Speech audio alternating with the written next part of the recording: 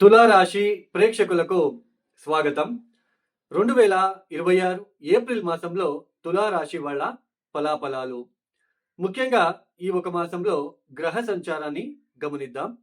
శని మీనరాశిలో సంచారము, గురువు మిథున రాశిలో సంచారము, రాహు కుంభరాశిలో సంచారం, కేతు సింహరాశిలో సంచారము.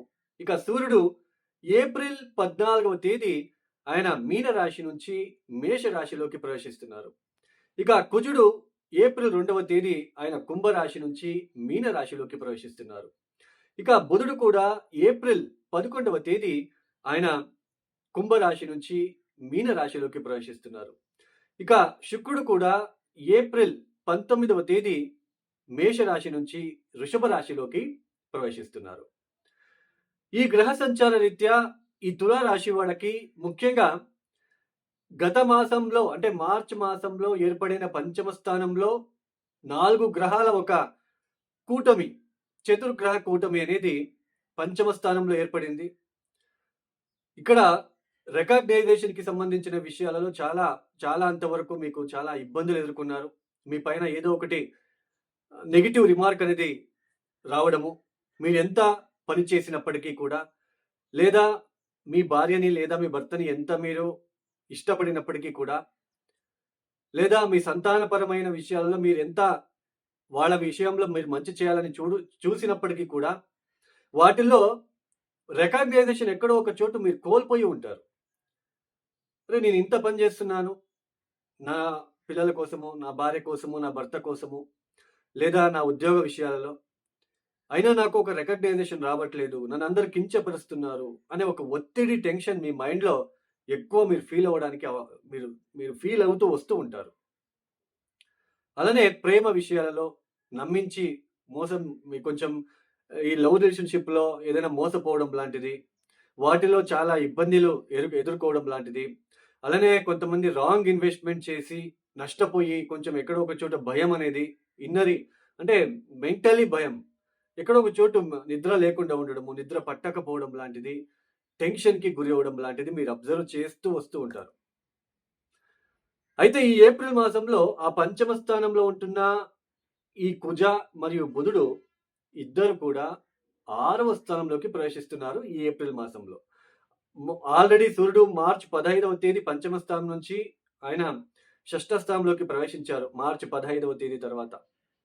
ఈ ఏప్రిల్ మాసంలో కూడా బుధుడు కూడా మరియు కుజుడు కూడా ప్రవేశిస్తున్నారు. 6వ స్థానంలో ఈ శని కూడా యోగిస్తాడు. అలానే సూర్యుడు కూడా యోగిస్తాడు. అలానే బుధుడు కూడా యోగిస్తాడు. కుజుడు కూడా యోగిస్తాడు. 6వ స్థానం అంటే ఏంటి? వివాదాలు తెచ్చిపెట్టే స్థానం. వివాదాల ఒక్క స్థానం. అది అపోనెంట్స్ విషయంలో కావచ్చు, ఎనిమీ విషయంలో కావచ్చు, కోర్టు విషయంలో కావచ్చు, ఆరోగ్యరీత్యా కావచ్చు, వివాదాలు. ఆ వివాదాలని మనం ఎంతవరకు తట్టుకుంటామో అది 6వ స్థానంలో ఏ ప్లానెట్ బలిష్టంగా ఉంటుందో, ఏ దశ జరుగుతుందో వాటి మీద డిపెండ్స్ అయ్యి ఉంటుంది. అలానే అప్పులు, రోగము, శత్రువుల స్థానం కూడా 6వ స్థానం. మొత్తానికి వివాదాల ఒక్క స్థానం. అలాంటి స్థానంలోకి మళ్ళీ కుజుడు లాంటి ఫైరీ ప్లానెట్ వెళ్ళడము, సూర్యుడు కూడా వెళ్ళడము, శని అస్తంగతమయ్యాడు. ఎక్కడో ఒక చోటు ఆల్రెడీ చెప్పాను మీకు, రికగ్నైజేషన్ విషయంలో చాలా ఇబ్బందులు పడుతూ ఉంటారు. నేనెంత చేసినా, నేనేం చేసినా ఎదుటివాడు గుర్తించట్లే అనే ఒక ఆలోచన, నిద్ర లేకుండా ఉండడము, నిద్ర పట్టకపోవడము, బాగా ఫీల్ అవ్వడం లాంటిది మీరు అబ్జర్వ్ చేస్తారు. అలానే ఒక ప్రాపర్టీకి సంబంధించిన విషయంలో కావచ్చు, డబ్బుకి సంబంధించిన విషయంలో కావచ్చు, బిజినెస్‌కి సంబంధించిన విషయంలో కావచ్చు, ఉద్యోగ విషయాలు కావచ్చు, వాటిల్లోనే ఎక్కువ మీరు ఇన్వాల్వ్ అయ్యి ఉండడానికి ఈ మాసంలో ఎక్కువ ఛాన్సెస్ ఉంటుంది. వాటి మీదనే ఎక్కువ concentration. You concentrate on your more like work మీద, బిజినెస్ మీద, వీటి మీదనే ఎక్కువ మీరు కాన్సంట్రేషన్ చేయవలసిన ప్రమేయాలు ఈ ఒక మాసంలో ఏర్పడుతూ ఉంటుంది. వర్క్ లోడ్ పెరుగుతూ ఉంటుంది. అంటే కొంచెం కూడా టైం లేకుండా కొంచెం బాగా వర్క్ లోడ్ అనేది మీరు ఈ ఒక మాసంలో మీరు చూడడానికి ఆస్కారాలు ఉంటాయి. అలానే 6వ స్థానంలో ఉంటున్న గ్రహాలు అందరూ కూడా 12th హౌస్‌ని చూస్తారు. కొంచెం హెల్త్ విషయంలో బోన్స్ రిలేటెడ్ కావచ్చు, మజిల్స్ రిలేటెడ్ కావచ్చు, ఎక్కడో ఒక చోటు నిశ్శక్తిగా అనిపించడం లాంటిది కూడా మీరు అబ్జర్వ్ చేస్తారు. నిద్ర లేకుండా ఉండడము, నిద్రాహీనత, అంటే వేళ కాని వేళంలో టైం కాని టైంలో వర్క్ రావడము, లేదా వర్క్ విషయంలో ఏదో ఒక విషయంలో మీరు ఎక్కువ పోరాడాల్సిన ప్రమేయాలు ఎక్కువగా ఉంటాయి. 1కి 2 సార్లు ఎక్కువ పోరాడాలి. అంటే ఎక్కువ స్ట్రగల్‌ని, ఎక్కువ స్ట్రెస్‌ని మీరు ఫేస్ చేయాలి ఈ ఒక సమయంలో. నేను ముందుగానే చెప్పాను ఆల్రెడీ. ఈ ప్రేమికుల విషయంలో, ప్రేమికులు మాత్రం చాలా జాగ్రత్తలు తీసుకోవాలి. ఎందుకంటే పంచమాధిపతి శని అవుతాడు. 6వ స్థానంలో ఉన్నాడు.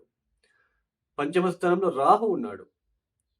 సో, మీరు వేసే ప్రతి అడుగు, మీ ఆలోచన విధానం అనేది చాలా నెగెటివ్ వేలో ఉంటుంది. వాటిని ఇది నెగెటివ్ అని మీరు గుర్తు చేసుకుంటే మీకు అర్థమవుతుంది. గుర్తుంచుకోవాలి మిమ్మల్ని మీరు. నేను ఎక్కడో ఒక చోట నెగెటివ్ థింకింగ్ చేస్తున్నాను, నెగెటివ్‌గా ఆలోచిస్తున్నానని మీరు దాన్ని అర్థం చేసుకుంటే మీకప్పుడు తెలుస్తుంది.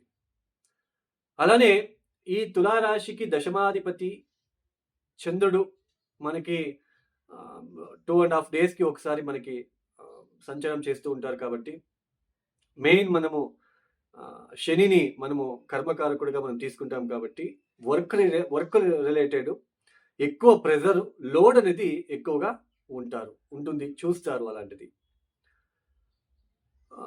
అంటే పోరాడాల్సిన ప్రమేయాలు ఎక్కువగా ఉంటాయి. అలానే సప్తమ స్థానంలో శుక్రుడి ఒక సంచారం, అంటే ఏప్రిల్ 1వ తేదీ నుంచి ఏప్రిల్ 19వ తేదీ వరకు సప్తమ స్థానంలో శుక్రుడు పెద్దగా యోగించడు. మ్యారేజ్ లైఫ్‌లో పెద్దగా డిస్టర్బెన్స్ అని కాదు, ఇక్కడ పెద్దగా హ్యాపీగా అని కాదు, సో అండ్ సోగా వెళ్తూ ఉంటుంది. పెద్దగా మ్యారేజ్ లైఫ్‌లో పెద్దగా ఇక్కడ వాటి మీద ఎక్కువ మీరు దృష్టి పెట్టడానికి ఇక్కడ అవకాశాలైతే తక్కువగా ఉంటాయి. అంటే మీ పార్ట్నర్ మీద, అంటే మీ వైఫ్ మీద కావచ్చు, మీ భర్త మీద కావచ్చు, దృష్టి సాధించడానికి ఇక్కడ అవకాశాలుండదు. అయితే ఏప్రిల్ 19వ తేదీ తర్వాత అష్టమానికి వెళ్ళిపోతాడు. అష్టమ స్థానంలో ఆయన యోగిస్తాడు. ఆకస్మికంగా కాస్త ఆర్థిక విషయాల్లో కొంచెం లబ్ధి మీకు రావడానికి, మంచి మంచి భోజనాలు చేయడానికి మీకు కొంచెం ఆస్కారాలు ఏర్పడతాయి. అలానే ఏప్రిల్ 14వ తేదీ తర్వాత సూర్యుడు సప్తమ స్థానంలోకి వస్తున్నాడు. ఇది కొంచెం మీ భార్య లేదా మీ భర్త ఒక ఇగో క్లాషెస్ రావడము, ఆర్గ్యుమెంట్ క్రియేట్ అవ్వడము, కొంచెం ఇలాంటివి.